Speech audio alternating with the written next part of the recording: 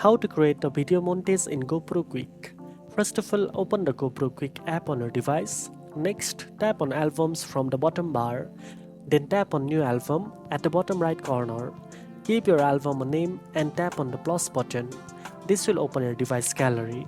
From here, choose the photos and videos you want to include in your montage.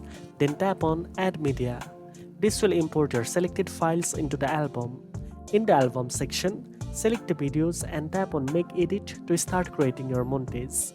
The app will automatically arrange your clips and photos with transitions and effects. You can customize your montage by adding music, changing the style, trimming clips, or adjusting the order. Once you are happy with your video montage, tap Save to apply the changes to your video. Now you know how to create a video montage in GoPro Quik. If you found this video helpful, don't forget to like, share, and subscribe for more editing tips.